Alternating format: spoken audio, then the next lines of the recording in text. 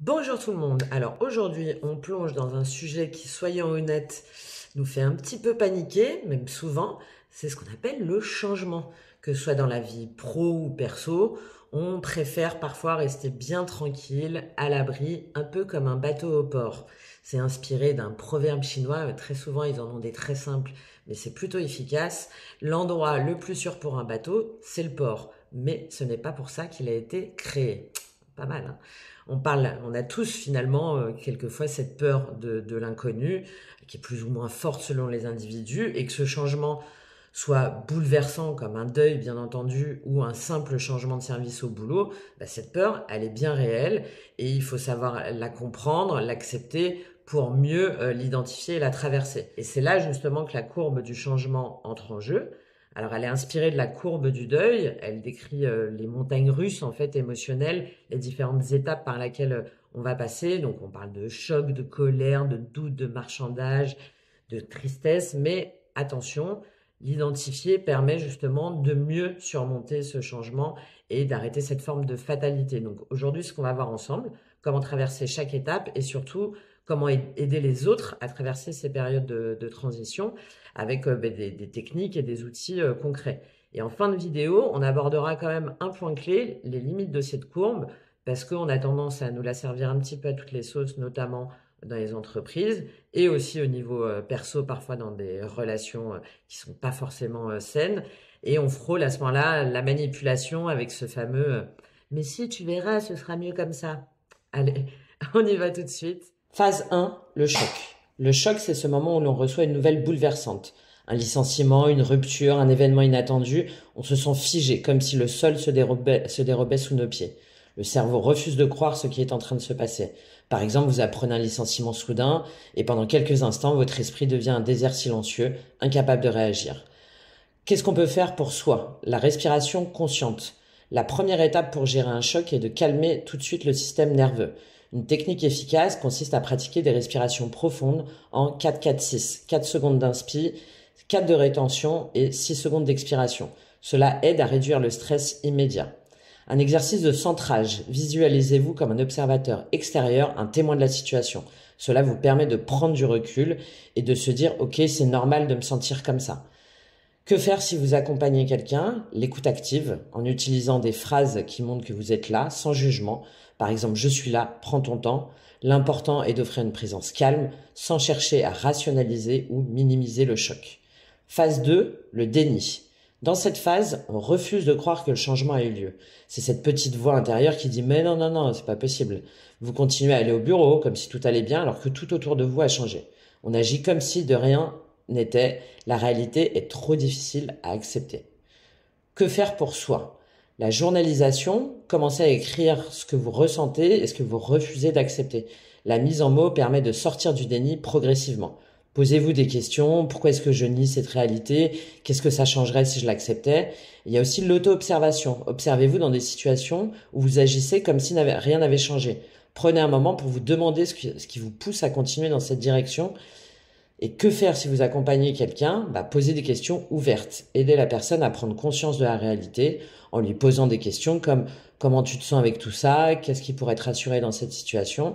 Cela aide à ouvrir une porte sans forcer l'acceptation. Phase 3, la colère. La colère monte lorsqu'on commence à réaliser que ce qu'on a perdu ou ce qui a changé.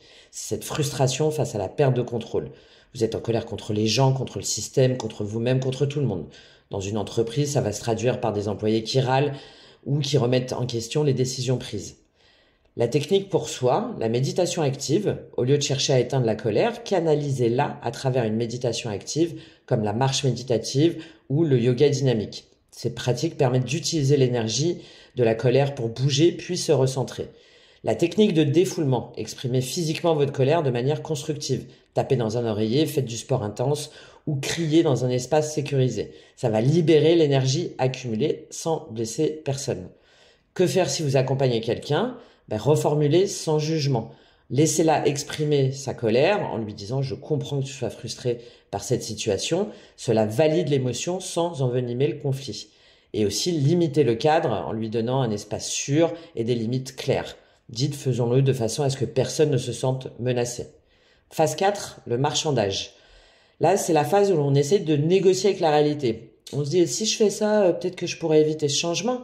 C'est un moment où on essaie de reprendre un semblant de contrôle en proposant des compromis souvent irréalistes. Que faire pour soi?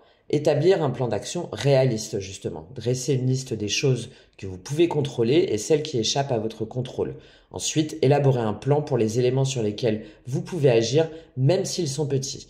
La visualisation positive, fermez les yeux et imaginez-vous dans différentes situations. Cela vous aide à voir que même si le marchandage ne marche pas, certaines alternatives sont possibles. Si vous accompagnez quelqu'un, encouragez des objectifs mesurables. Aidez la personne à fixer des objectifs réalistes et à court terme. Utilisez des questions comme qu'est-ce que tu aimerais changer à court terme? Est-ce que c'est faisable? Ça permet de cadrer les attentes. Phase 5, la tristesse. La tristesse s'installe lorsqu'on réalise qu'il n'y aura pas de retour. C'est le moment où on fait le deuil. Cette tristesse peut nous rendre apathiques, démotivés. On se replie sur soi-même, on se sent isolé, même au milieu des autres. Attention à ne pas tomber dans la dépression au moment de cette phase. Que faire pour soi? Prendre du temps pour soi. Planifier des moments de solitude pour faire le deuil. Accordez-vous le droit d'être triste et de vous isoler temporairement pour mieux comprendre cette phase. Faites également de l'expression créative, écrivez, peignez, créez quelque chose qui exprime ce que vous ressentez. L'art permet souvent de mettre des mots et des images là où la tristesse est trop lourde. Si vous accompagnez quelqu'un, offrez-lui un espace sûr. Dites à la personne qu'il est normal d'être triste, mais qu'elle n'est pas seule. Ne proposez pas de solution tout de suite. Encouragez plutôt à extérioriser la tristesse de la manière qu'elle souhaite. Proposez des activités douces, invitez-la à faire une promenade en nature, à écouter de la musique, pratiquer une activité ensemble sans imposer d'échanges verbaux, juste être là. Phase 6, l'acceptation et la reconstruction. Là, ça survient lorsque la personne arrête de lutter contre le changement. On commence à envisager ce qui est possible. On se dit, ok, bon, maintenant que c'est là, qu'est-ce que j'en fais? La reconstruction commence alors sur des bases nouvelles. Que faire pour soi? Mettre en place de nouvelles routines. Une fois que l'acceptation est là, créer de nouvelles habitudes quotidiennes, même un petit changement peut faire une grande différence et va permettre d'ancrer ce changement. Fixez-vous des mini-objectifs. Qu'est-ce que vous pouvez faire aujourd'hui pour avancer dans ce nouveau contexte? Et prendre soin de son corps aussi, hein. Intégrer une pratique de bien-être comme le yoga, la marche, la respiration consciente pour ancrer physiquement cette nouvelle phase d'acceptation. Si vous accompagnez quelqu'un, soutenez-le dans ses nouveaux projets. Aidez-le à formuler des idées concrètes pour la reconstruction, proposez des activités pratiques comme la création d'un plan d'action et encouragez la personne à mettre en place de nouveaux projets. Célébrez chaque étape franchie en le félicitant. Je vois que tu avances, c'est génial, continue comme ça. Cela va aider à maintenir la motivation. Voilà, vous avez maintenant une vue complète des étapes émotionnelles par lesquelles on passe quand un changement arrive. Mais j'aimerais quand même apporter quelques petits bémols à cette courbe, puisqu'à la base, c'est la courbe du deuil de Kubler-Ross, et c'était vraiment identifié pour un changement, pour un deuil, donc comment les personnes traversaient la perte d'un être cher. Et il y a les limites, justement, en management, où on a tendance un petit peu à nous les servir à toutes les sauces, ou bien aussi au niveau du développement personnel. Et là, on va frôler en fait la manipulation. Si jamais on dit que en fait le passé était moins bien et que ça va être mieux dans le futur, en fait c'est pas si sûr que ça. Parce qu'en entreprise, on utilise parfois cette courbe pour justifier par exemple des changements qui sont pas toujours dans l'intérêt des employés. Des coupes budgétaires déguisées par exemple en amélioration ou des restructurations sous couvert de modernisation, d'amélioration des conditions de travail. Et c'est là que vous devez rester vigilant. Si vous subissez ce type de changement, n'hésitez pas déjà à poser des questions et à demander des compléments d'information, des explications. Et dans la vie perso, c'est pareil. Si on vous impose un changement en vous faisant croire que c'est pour votre bien, alors que vous sentez que ça ne vous correspond pas, il est essentiel de rester ancré dans vos besoins réels, d'accord?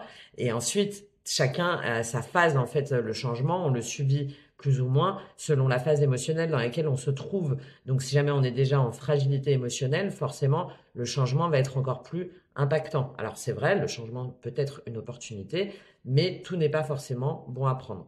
Soyez lucide, informez-vous et surtout, écoutez-vous. Voilà, merci d'avoir suivi cette vidéo. Si elle vous a aidé à y voir plus clair, j'en suis ravie. Partagez-la avec ceux qui traversent aussi des périodes de transition. Et puis, bah, abonnez-vous si vous voulez plus de conseils. Et surtout, comme toujours, faites confiance à votre propre boussole intérieure. Très bonne journée et à bientôt.